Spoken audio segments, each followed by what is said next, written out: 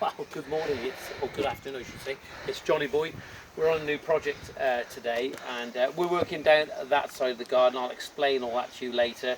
Not a lot of content on that part of the garden, but I wanted to show you what has gone on previously in this garden. And yeah, come and have a look. First thing I noticed when I come and see the client, if you look at the steps, they've used a candela grey sandstone here, which as you can see, they've been laid upside down, and as far as I'm aware, it's been laid by the builder, by the building contractor. Not blaming builders, not having to go at builders, but it wasn't a landscaper in this case, and it wasn't me. But all the paving, this random size sandstone, it's all been laid upside down. Come and have a look here. When you come through here, they've got a cemented joint, and as you can see, if you look closely, the most obvious thing is that the joints are very, very wide, and that's probably because they've got the bevel on the slab going the other way. And of course, they've got cement, but they haven't even bothered to sponge off all the edge. So there's all this cement staining. I don't know how much sandstone is a square metre now. Is it £18–20? Not quite sure what it costs, but at the end of the day, that's been ruined. But come through here, come and have a look. You can see that again. If you look, you can see the slab being laid upside down there. Okay. Come through here. I'll tell you a very brief story. Many years ago, when I was laying some stepping stones on a project down in Dilys Powys, and the designer came out and she said to me, "John, you've laid those the wrong way." And I said, "Why? What do you mean laid them the wrong way?" And she wanted me to lay them the same way as this, so I had to turn all these slabs upside down.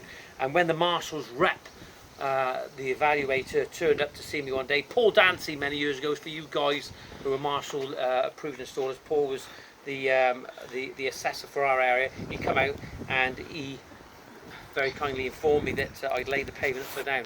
And when I told him what the situation was, he was absolutely dumbfounded. So then the client wanted them all put the right way around, and at a cost. So, but make sure that you get written instruction off your designer, or if anybody you're working with, if they request you to do that. Come over here, come and have a look here now.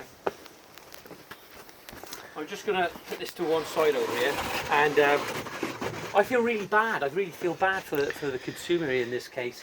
If you look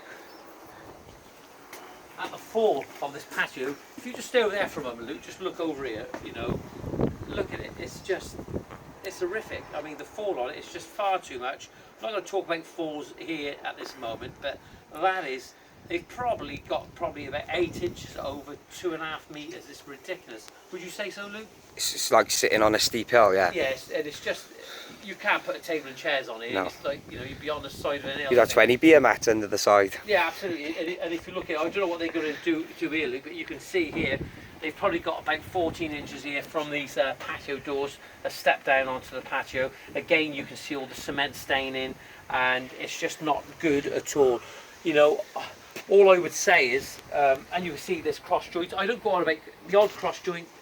It's not good to have a cross joint, but it's not a British standard. But we're not going to go on about that. But it doesn't look good having these cross joints. Look how thick this fillet is. Come here, Luke, and just for our viewers' benefits, just go down and have a look at how wide that fillet is. It must be 2 inches wide. It's just absolutely ridiculous.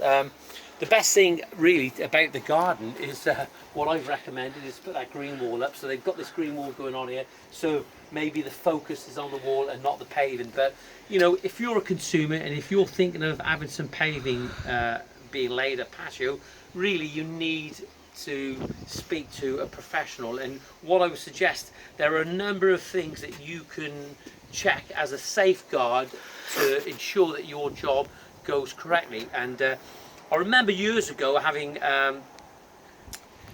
10 tips of choosing a contract. It was in the Daily Mirror. It was making sure they're part of a professional body, making sure you can see some references, make sure you can go and have a look at the work that they've done, okay?